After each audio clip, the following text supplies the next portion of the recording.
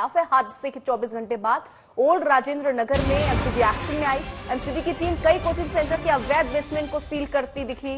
Mayor शेली ओबरॉय के आदेश पर कई कोचिंग संस्थानों में टीम पहुंची है और जो भी कोचिंग सेंटर अवैध दिखे उन्हें सील करने की कवायद भी अब शुरू हुई है। कई कोचिंग सेंटर्स जहां पर अवैध बेसमेंट चल रहे थे, ऐसे ही उन्हें सील किया गया है।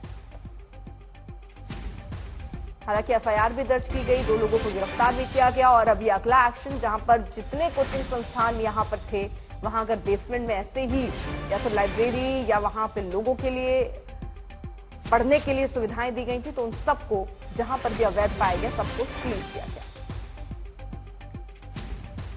राजेंद्र नगर की दुखद घटना ने न केवल राष्ट्रीय राजधानी पूरे भारत को झकझोर के रख दिया। इसी बीच एमसीडी का एक्शन भी शुरू हो गया है। मैं आपको अपने पीछे तस्वीरों में दिखाना चाहूंगा कि इस समय मैं ओल्ड राजेंद्र नगर में खड़ा हूं, जहां कल देखा गया कि एक बड़ा हादसा होता है।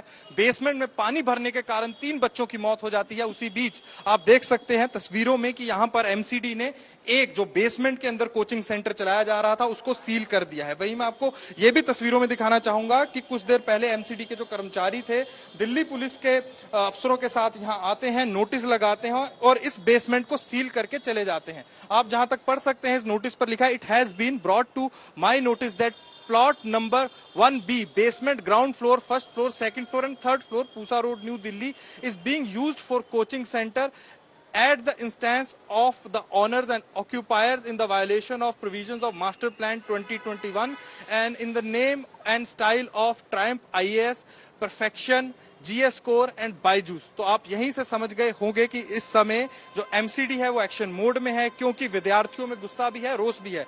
हमारे साथ बातचीत करने के लिए यहाँ के गार्ड भी हैं, मैं आपको दिखाना चाहूंगा। यहाँ गार्ड खड़े हैं।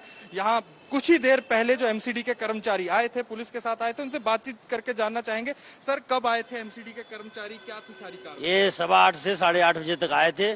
कम से कम नहीं 10-12 बंदे थे, साथ में पुलिस भी थी। वो आके उन्होंने किसी से पूछताछ नहीं की, अपना काम किया, सील करके चले गए। तो ये जो बिल्डिंग है यहाँ कौन कौन से कोचिंग इंस्टीट्यूट चल रहे हैं, क्या क्या चल रहा है इस समय? इस समय इंश्योर IAS चल रहा है, IQ चल रहा है, स्टडी IQ और ट्रम्प IAS की क्लासेस चल रही थी। अभी कुछ दिनों के लिए बंद पड़ी थी। ऊपर बायजूस है, वो भी बंद पड़ा हुआ है। बाकी 2 ऑफिस हैं, GS स्कोर के, परफेक्शन के। तो अभी उन्होंने सिर्फ बेसमेंट को ही सील किया और ऊपर तो कहीं नहीं, कहीं ऊपर गए ही नहीं। तो उन्होंने सिर्फ यहाँ आए और बेसमेंट को किया।